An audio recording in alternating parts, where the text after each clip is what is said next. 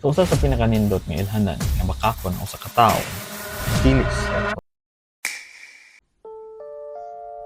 Hala, idol, baligid gid ti ay na sila.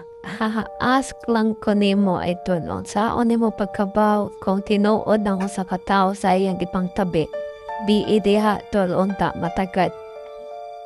So usa sa pinakanindot nga ilhanan nga bakakon ang usa ka tawo dili siya consistent sa iyang mga storya. Usahay lain-lain ang detalye kada balik niya og storya. Kanya absurd kaayo makadaog storya. Halos tanan niyang storya permi na lang siya daog. Bisan kanon sa dili gid siya mapildi.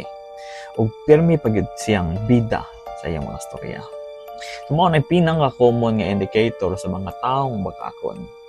Perminting bida, dili mapildi, wala gyud nalugi bisan kanusa. Nya sa tanan na lang yung panahon, permi siya ang daog.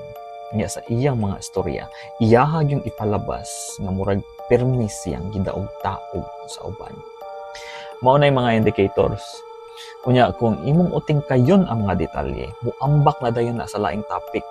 Ngano man, kay dili magud niya kaya hisgutan ang kinatibuk-an sa iyang mga storya. So kung butbuton gani na imong kastorya, uting kaya ang detalye. Awa gani, dili na nila kaya i-discuss ang tibuok kung unsa man gani na iyang topic kay lagi bakakon.